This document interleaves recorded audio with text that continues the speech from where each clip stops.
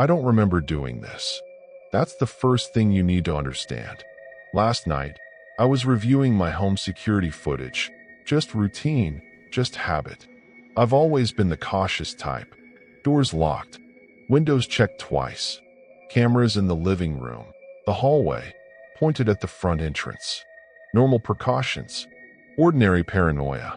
But at 2:13 a.m., the footage shows me walking into my living room. And then it shows me standing there. Not pacing, not checking my phone, not sleepwalking in some confused loop. Just standing, in the center of the room, facing the camera. The timestamp runs 2:14 a.m., 2:27 a.m., 3:02 a.m. I don't blink. I don't sway. My chest barely seems to rise.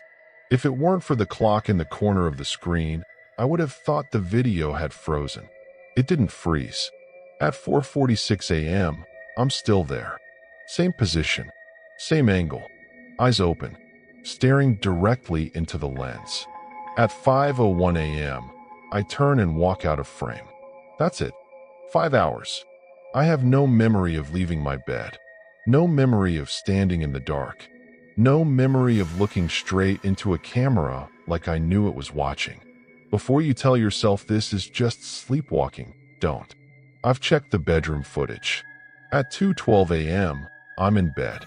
At 2:14 a.m., I'm still in bed. Which means at 2:13 a.m., I was in two places at once. You think lost time is rare. You think it comes with confusion, with grogginess, with warning signs. I used to think that too. But I have 5 hours of video evidence that says memory means nothing. And this isn't even why I installed the cameras in the first place. I didn't install the cameras because I thought I was losing time. I installed them because I'm practical. At least, that's what I told myself. There were a few break-ins in the neighborhood last year. Nothing dramatic. Packages disappearing, a garage door left open, someone's car rummaged through overnight. The kind of crime that makes you double-check your locks and then pretend you're not the type of person who double-checks their locks. I travel for work sometimes. Not often, but enough that my apartment sits empty for days at a time. An empty place feels different when you're not inside it. It becomes vulnerable, hollow, like it's waiting for something to happen. So I bought a basic home security setup. 2 indoor cameras, 1 doorbell cam, motion alerts, cloud storage, the whole peace of mind package. The irony isn't lost on me now. At first, the footage was boring, painfully boring. Days of empty rooms. Occasional clips of me coming home with groceries. One time I tripped over the rug and watched it back 3 times just to confirm I looked as stupid as I felt. I did. There's something unsettling about watching yourself from the outside. You move differently than you think you do. Your posture is worse. You pause at strange times. You scratch your face more than you realize. I used to joke that the cameras were slowly eroding my self-esteem. But everything lined up. The timestamps were consistent. Motion alerts triggered when they should. I get a notification, open the app, and see exactly what I expected to see. Normal, safe, controlled. Except sometimes the feed lagged. Not in a dramatic way. Just a half-second delay when I'd check live view. I'd wave at the camera and watch myself wave a fraction too late on my phone screen. That's normal, I know. Internet latency, server routing, boring technical explanations. But once, I stood in the kitchen and checked the live feed while looking directly at the camera lens. On my phone, I was already lowering my hand before I'd actually lowered it in real life. It was subtle, so subtle I almost convinced myself I imagined it. Another time, I noticed the clock in my living room was 37 seconds off from the timestamp embedded in the footage. I reset it. The next week, it drifted again. 42 seconds this time. Clocks drift. That's normal too, right? I told myself these were technical quirks. Compression artifacts. Sync issues. Nothing meaningful. Still, I started watching the footage more often. There's a strange comfort in surveillance. It makes you feel anchored in time. If something happens, you'll know. If something goes missing, you'll see it. If you forget something, there's proof. Proof is stabilizing. Memory isn't. I've read enough stories online about missing time. People who swear they lost an hour, an evening, an entire drive home. Usually it ends with carbon monoxide leaks or undiagnosed sleep disorders. There's always an explanation. Something measurable. Something clinical. That's the thing about cameras. They're supposed to cut through the mystery. They don't care about feelings. They don't care about perception. They record what happens. But here's something I've learned the hard way. Cameras don't show everything. They show angles. They show frames. They show light bouncing off surfaces. They don't show intent. They don't show what's just outside the frame. And they definitely don't explain why, at 2:13 a.m., I appear in a room I never left my bed to enter. After I saw those 5 hours of footage, I did what anyone would do. I started checking the older recordings, just to make sure this was the first time. The first Frozen episode wasn't the 5-hour one. That's what unsettled me most. It happened 3 weeks earlier. I almost missed it. I was scrubbing through older footage, scanning for glitches, for duplicated frames, for anything that could explain how I'd apparently mastered the ability to stand motionless for half a night. Most of it was forgettable. Me cooking, me scrolling on my phone, me moving from room to room in the quiet choreography of routine. Then I saw it. 11:38 p.m. I walk into the living room carrying a glass of water. I remember that night. I remember the show I was watching. I remember feeling tired but not exhausted. On the footage, I set the glass down on the coffee table. And then I stop. Not gradually. Not like I'm distracted. I just stop. My body locks in place mid-motion, shoulders slightly forward, fingers still curved as if they haven't fully released the glass. My head is tilted, not toward the camera, not toward the door, but toward the far corner of the room, just outside the camera's frame. I lean closer to the screen. The ambient audio continues normally. The refrigerator hums in the kitchen. A car passes outside. The air conditioner kicks on with a dull mechanical sigh. The world keeps moving. I don't. 30 seconds pass. A minute. 2. I don't blink. I counted. I slowed the playback speed to half. Then a quarter. My eyes stay open the entire time, glassy and fixed on that same point beyond the frame. There's no weight shifting, no subtle sway. My chest barely moves. It's wrong in a way that's hard to explain unless you've watched yourself from the outside. Humans are never completely still. We adjust. We breathe more visibly. We scratch. We swallow. The version of me on that screen does none of that.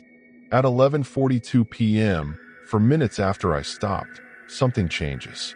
Not in the room. In me. My posture straightens slightly. Not relaxed, alert. Like someone who's heard their name called softly in the distance. And then, this is the part that made my stomach drop, I take one small step backward.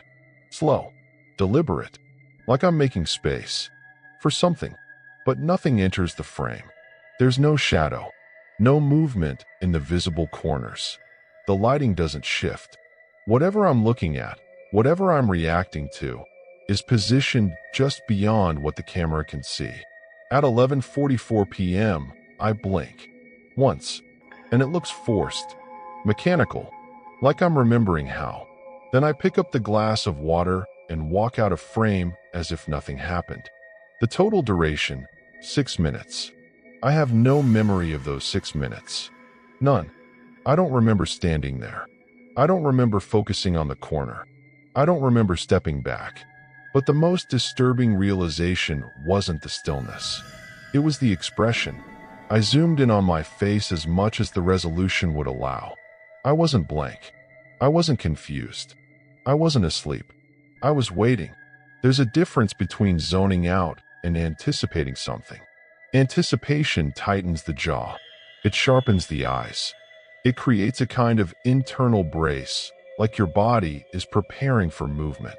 That's what I saw. I wasn't frozen because I was unconscious. I was frozen because I was expecting something to happen. And whatever it was, it didn't need to step into frame for me to respond. After I finished watching that clip, I didn't feel confused. I felt hunted.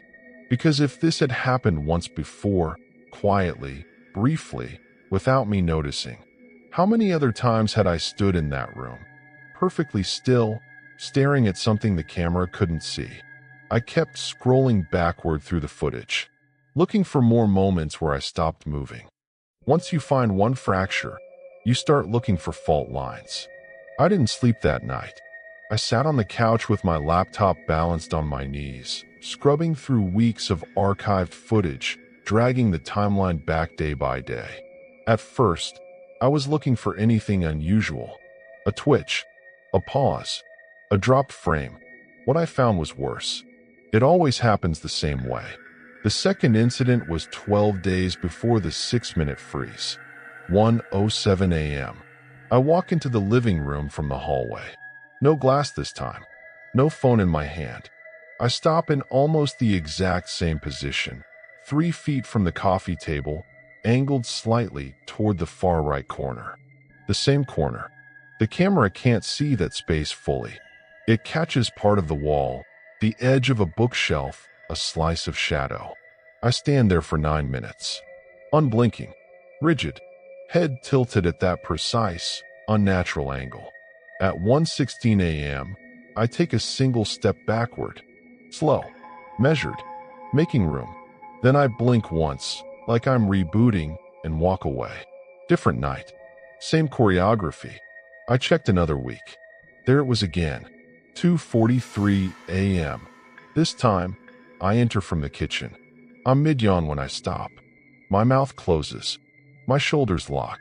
My gaze drifts to that same off-camera space. The duration, for minutes, 38 seconds. Step back. Blink. Exit. I started writing the times down. 1:07 a.m. 2:43 a.m. 11:38 p.m. 2:13 a.m. Always late. Always when I'm alone. And the posture. God, the posture. Even when I entered from different angles, I would subtly adjust until I was standing in almost the exact same spot on the rug. Like muscle memory guiding me to a mark taped on the floor that only I could see. Or something else could see. I pulled up system logs from the camera app. Motion detection records. Cloud sync timestamps. Everything was technically normal. Except the footage gaps. During 2 of the longer freezes, there were micro gaps in the recording.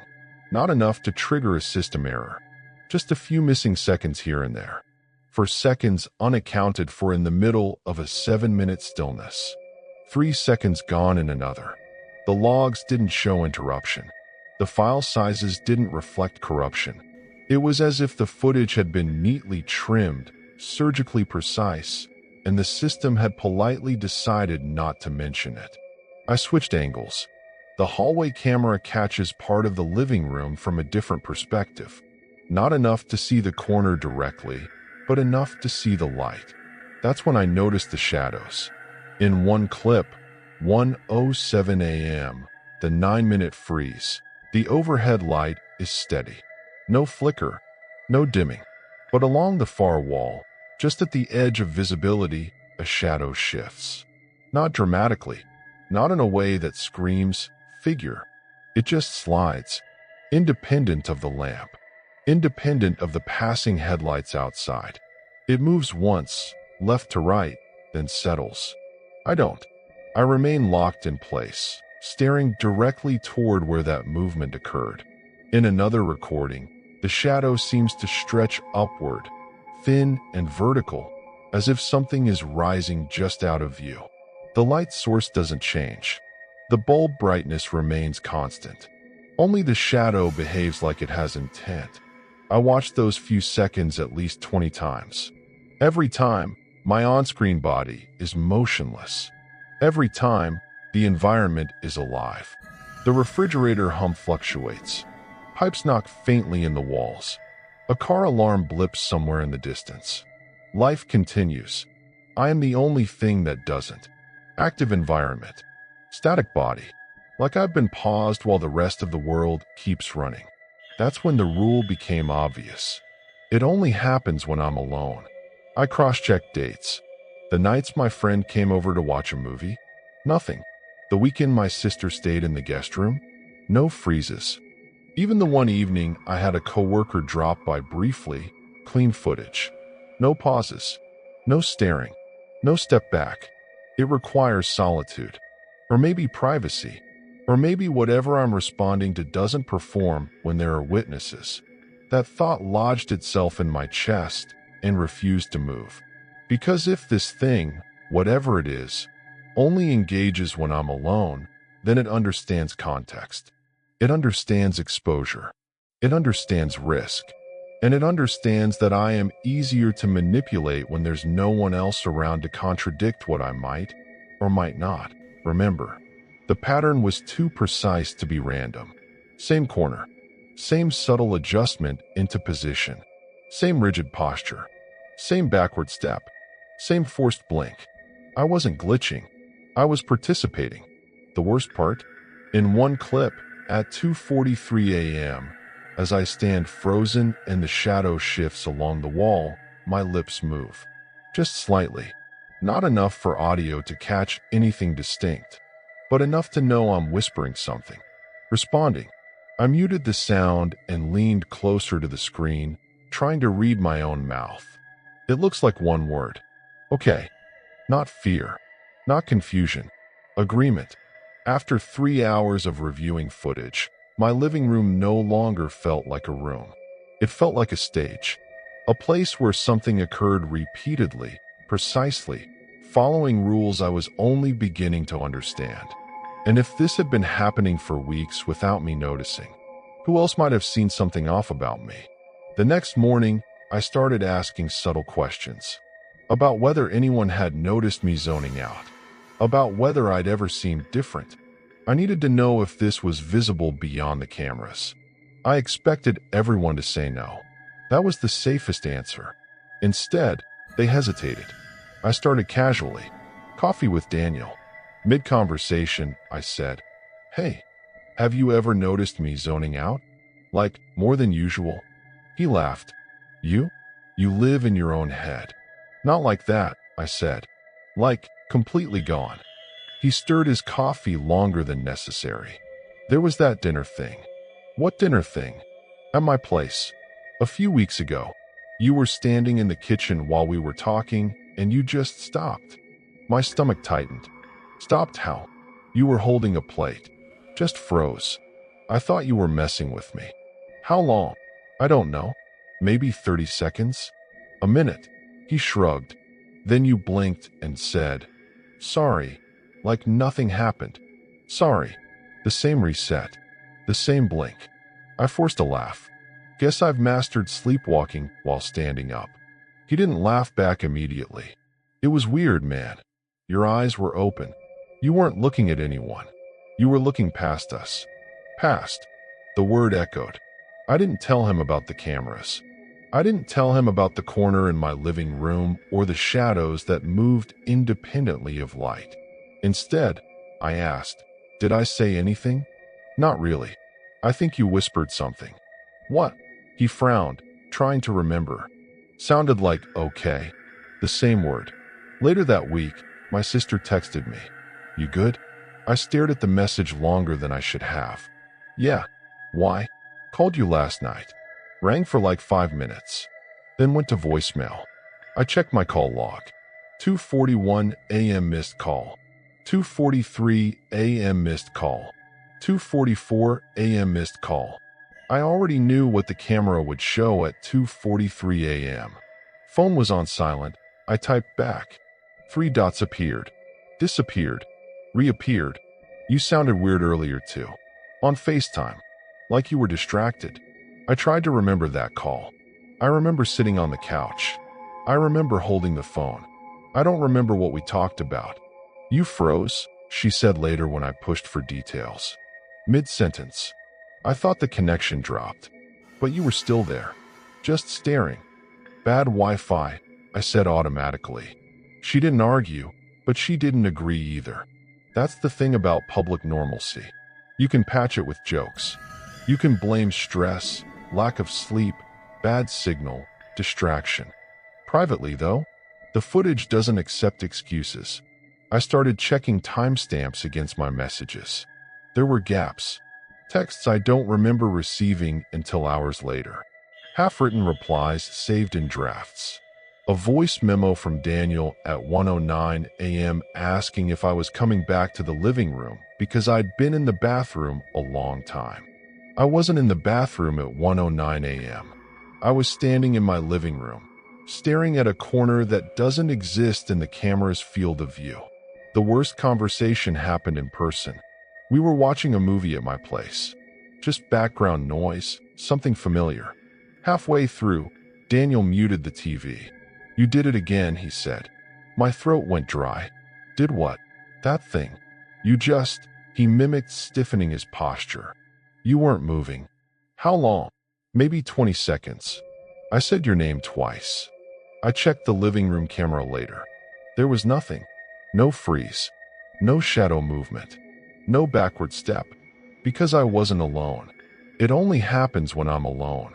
Whatever this is, it doesn't like witnesses. Or maybe it doesn't need to perform when someone else is present. I don't know which is worse. I started asking people a question I'd never thought about before. "Have you ever lost time?" Most of them laughed. A few didn't. Daniel said, "Sometimes when I'm driving, I don't remember the last few miles." My sister said, "Yeah, like when you zone out scrolling." Normal explanations. Harmless gaps. But have you ever lost time while standing upright? Have you ever had someone tell you your eyes were open, that you were looking at something that wasn't there? Have you ever felt like your body was participating in a conversation your mind wasn't invited to? Because that's what this feels like. Like I'm being included in something. Without consent. Without memory. The social cracks are small, but they're spreading. People look at me a second too long now. They hesitate before finishing sentences. And I've started noticing something else. When I'm with others, I feel pulled. Like there's a thread tightening somewhere behind my eyes, urging me to step away, to create the conditions, to be alone. So I did the only logical thing left. I bought more cameras. If something is happening when I'm alone, I want every possible angle. I told myself more cameras meant more control, more angles, more coverage, fewer blind spots. If something existed just beyond the edge of the frame, I'd drag it into view. That was the plan. I installed one facing the far corner of the living room, the corner, the one my body always oriented toward. Another in the kitchen angled back toward the couch. One in the hallway, lower this time, almost at waist height. No shadows would slip past me now. The next incident happened 2 nights later. 2:19 a.m. I'm already standing when it begins. That's new. Previously, I would walk into the room, then stop. This time, I'm pacing slowly, restless, as if waiting for a cue. I don't remember getting out of bed. At 2 hours 19 minutes and 32 seconds, I stop mid-step. All 4 camera feeds capture it. From the front angle, I look identical to before, rigid, eyes locked, chin slightly raised. But the side camera shows something the others never did. My fingers are twitching, not dramatically, just the faintest tremor, like the beginning of a signal. The corner camera, the new one, finally shows what I've been staring at. Nothing, just wall, bookshelf, shadow. Except the shadow isn't stable. It ripples. Not like light flicker. Not like headlights passing outside. It moves inward, as if something is pressing against it from the other side. I don't blink, but my expression changes. Subtle at first. The muscles around my mouth tighten. My jaw shifts, almost imperceptibly. Then my lips part. No sound. I boosted the audio later, ran it through enhancement software. There's static. A low-frequency hum that wasn't present in baseline recordings. And beneath it, something else. A second rhythm. Breathing. Not synced with mine. From the waist-level hallway camera, you can see my throat move. Swallowing. Responding.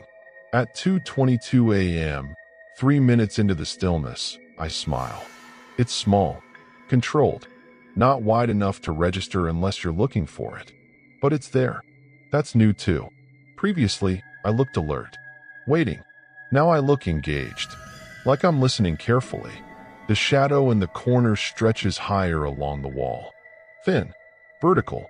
The room lighting doesn't change. The bookshelf doesn't shift, but the darkness deepens.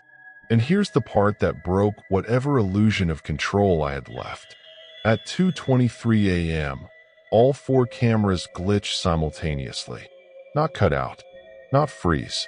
They blur, like the focus slips for exactly 2 seconds. When clarity returns, I'm 1 step closer to the corner. I did not see myself move. There are no transitional frames. No motion blur from my body. Just position A. Blur. Position B. Closer. I felt sick watching it. Surveillance was supposed to protect me. Instead, it escalated things. The phenomenon reacts to scrutiny. Before, it stayed outside the frame. Now, with the corner exposed, it pushes inward. Before, my body simply froze. Now it communicates. My lips move more during each episode. Short phrases. Silent responses. I tried lip reading. Twice I'm almost certain I say, "I see you." Once, unmistakably, "It's okay." At 2:25 a.m., 5 minutes in, my head tilts further than seems anatomically comfortable. My eyes widen slightly. From the side camera, you can see something else. My pupils shift, tracking movement. Upward, as if whatever occupies that shadow is taller now. The breathing on the audio grows louder. Still not mine. My chest rises shallowly, barely participating. The other rhythm is deeper, closer to the microphone. By 2:27 a.m., I'm standing inches from the corner, close enough that my shadow overlaps the other one. They merge, and then the cameras lag, not blur, lag. The timestamps continue counting, but the image updates half a second too late, like the feed is struggling to keep up with reality. Observation is altering the outcome. Whatever this is, it doesn't like being cornered. Or maybe it does. Maybe the additional angles give it more pathways in. At 2:28 a.m., I blink. Hard, like surfacing, and I step backward. Not slowly this time. Abrupt. Almost startled. Then I turn and walk down the hallway. The breathing stops instantly. When I checked the logs, there were no errors. No connectivity warnings. No upload interruptions. Technically, everything functioned perfectly, but the behavior changed. The phenomenon adapted. The more I watched, the more it responded. Watching for safety. Provoking response. I've lost the illusion that I'm documenting something passive. This is interaction, and if it only happens when I'm alone, then next time, I won't rely on cameras. Next time, I'll stay awake. I need to see it happen in real time. I prepared like I was studying for an exam. Coffee at midnight. Lights on in every room. TV playing low background noise so silence couldn't sneak up on me. I sat on the couch with my phone recording in my hand. Not the security system this time. Just me. Conscious. Present. I kept telling myself, if it happens, I'll feel it coming. There has to be a transition. A shift. A warning. At 2:11 a.m., I felt it. Not a sound. Not movement. A pressure. Like the air thickened by a fraction of an inch. The room didn't change. The lights didn't flicker. The TV kept murmuring. But something behind my eyes tightened. The way it does right before you sneeze. An involuntary buildup you can't suppress. I stood up. Not because I wanted to. Because my body did. Every muscle moved in smooth coordination, lifting me from the couch and guiding me toward the center of the living room. I was still inside my head. Still thinking. Still aware. And then I stopped. Completely. Total physical paralysis is quieter than you'd expect. There's no dramatic locking of joints, no visible strain. My body simply ceased responding. I tried to flex my fingers. Nothing. Tried to swallow. Nothing. My eyes stayed open, but I was not asleep. I was fully, painfully conscious. My breathing slowed without my permission. Shallow. Controlled. Inside my skull, thoughts continued at normal speed. Move. Move. Move. Nothing. And then, a thought surfaced that wasn't mine. Not in tone. Not in cadence. It didn't feel like a voice echoing in my ears. It felt like a sentence placed gently into the center of my mind. Stay still. I didn't think it. It arrived. Panic surged, but my heart rate didn't change. My body didn't reflect it. You do this well. The thought was calm, observational, almost approving. This isn't real, I told myself. Stress response. Dissociation. You've always done this. Done what? Held the space. The phrase made no sense, but the meaning did. The stillness wasn't random. It was functional. My body wasn't freezing. It was being used. Something shifted in my peripheral vision. I couldn't turn my head, but I sensed the corner of the room darkening, not visually, structurally. Like depth itself was bending. Stillness is an invitation. The thought again. Clearer now. Movement makes noise. Stillness opens. Opens what? The pressure behind my eyes intensified. My pupils strained upward without my consent. I felt something align. Not touch. Align. Like two frequencies syncing.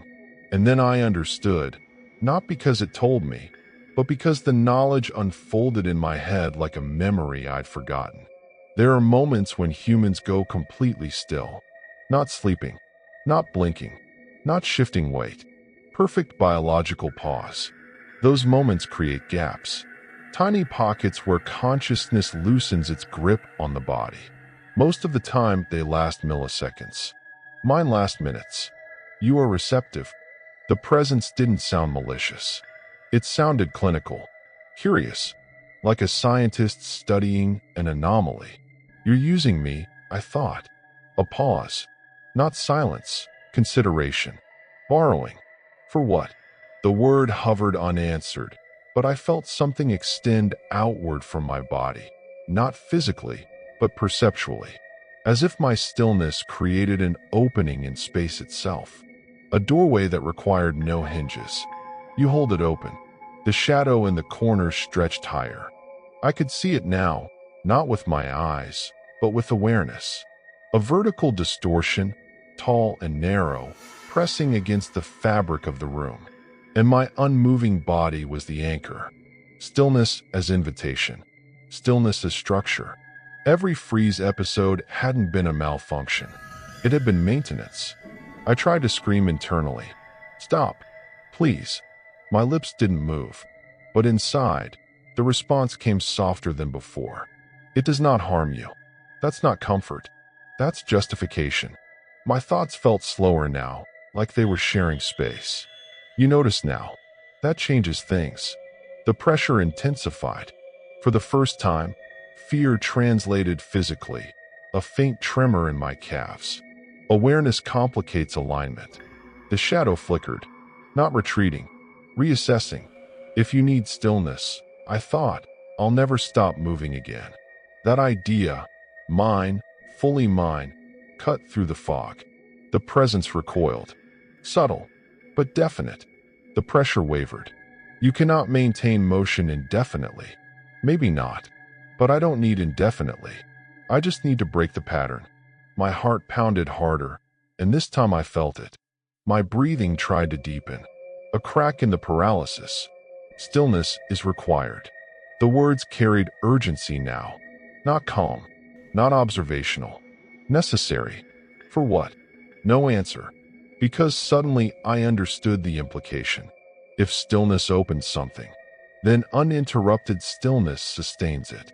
And every time I froze for minutes at a time, I wasn't just being observed. I was keeping something here. My body jerked. A single muscle firing back online. Then another. The shadow thinned. The pressure spiked behind my eyes. Do not move. Command, not request. I forced my jaw to clench. Pain bloomed sharp and real. The paralysis fractured. My hand twitched. The presence surged, frantic. You will destabilize it. Good. My knee buckled.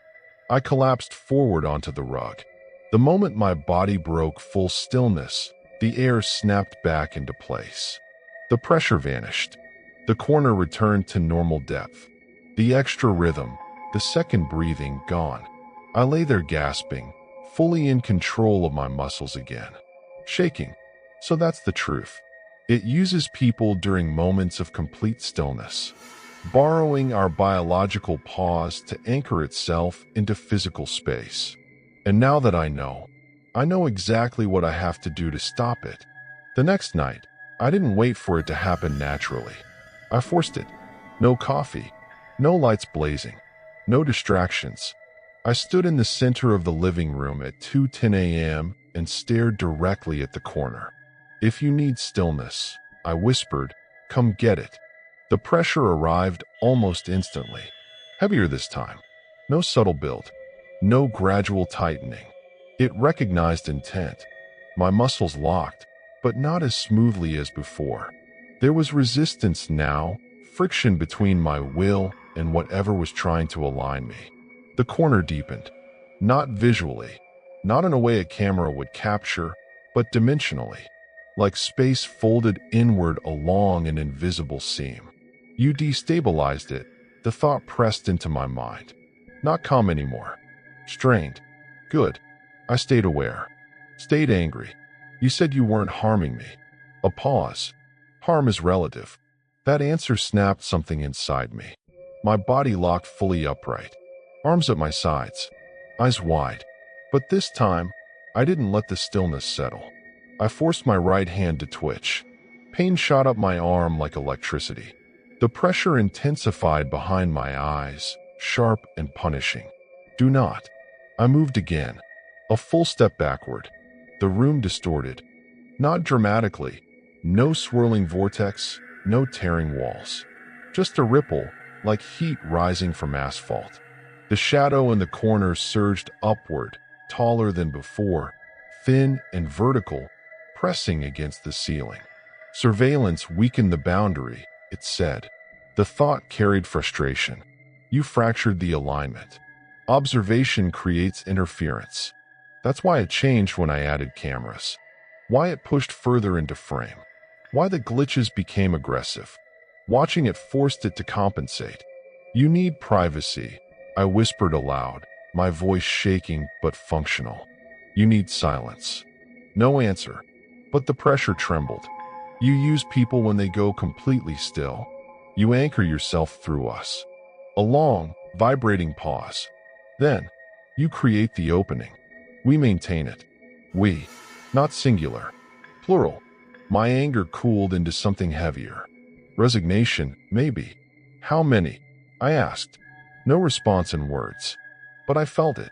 Layers. Echoes. Moments of stillness across countless spaces. Bedrooms. Offices. Hospital rooms. People zoning out at desks. Drivers pausing at red lights. Tiny biological gaps. Micro openings. Most too brief to matter. But occasionally, someone like me. Receptive. Sustained.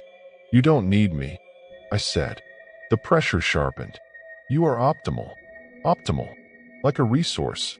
A structure. Not a person. I clenched my jaw and stepped forward this time. Toward the corner. Toward the depth distortion. My body resisted harder than before, as if the paralysis preferred obedience. But I pushed. Another step. The air felt viscous, thick like syrup. You risk collapse, it warned. Good. Because here's the thing it hadn't accounted for. I wasn't afraid anymore. Fear is compliance. Fear keeps you still. Anger moves. I lunged forward, fully breaking the invisible line where the shadow pressed deepest. For one fraction of a second, I saw it. Not shape, not face, just absence. A vertical wound in space, impossibly tall, impossibly narrow, layered with overlapping silhouettes that flickered like stacked reflections. And behind them, movement, countless impressions, not trapped, integrated. The stillness wasn't consumption. It was infrastructure. My movement tore through it like a stone through glass. The pressure imploded inward. The shadow snapped flat against the wall. The room returned to normal depth so abruptly I stumbled and hit the bookshelf. Books fell. Sound exploded through the apartment. Real, physical, loud. The presence recoiled, not gone, but displaced. You have severed alignment, it said, weaker now. What does that mean? Silence. Then, you will not hold the space again. Something in my chest tightened. A cost. I could feel it before it was explained. The subtle internal quiet I'd lived with my whole life. The ease of zoning out. The fluid drift of thought.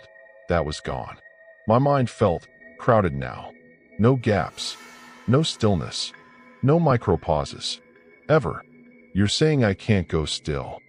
Not as a question. A fact. No response. Because it was already true. Even as I stood there, exhausted, my muscles trembled with constant, involuntary motion. Tiny adjustments. Continuous awareness. No blankness. No drift. I had broken the rule. Obedience would have preserved balance. Defiance ended it. For me, the shadow in the corner remained flat. Harmless. Dormant. But my body hasn't been quiet since. And I understand now. Stillness was never just absence of movement. It was access. And I've closed the door permanently. I don't freeze anymore. Not even by accident. I haven't zoned out once since that night. I don't drift during conversations. I don't lose track of time while driving. I don't stare into space and forget what I was thinking about. My mind doesn't loosen its grip. It never lets go. It's exhausting, but it's quiet now. The corner of my living room is just a corner again. The shadows behave like shadows. The cameras record nothing except ordinary, boring life. I left them installed. Not for protection, for proof. Because here's what you need to understand. If you ever review your own footage and see yourself standing perfectly still, eyes open, posture rigid, staring at something just outside the frame, do not assume it's a glitch. Do not assume it's sleepwalking. And whatever you do not watch it more than once. Observation strengthens the alignment. Curiosity extends the duration. Recognition makes you optimal. If it only lasts a few seconds, you still have time. Move immediately. Break the stillness. Disrupt the pattern before it learns you can hold it open. But if the timestamp runs for minutes, if you see yourself step backward like you're making room, it may already be using you. I broke the rule. I moved when I wasn't supposed to. And now I'll never experience stillness again. You might think that sounds like a blessing. It isn't. So if you ever open your security app and see yourself standing there in the middle of the room, unblinking, waiting, close the footage. Because the longer you watch yourself not moving, the longer something else has to step into frame.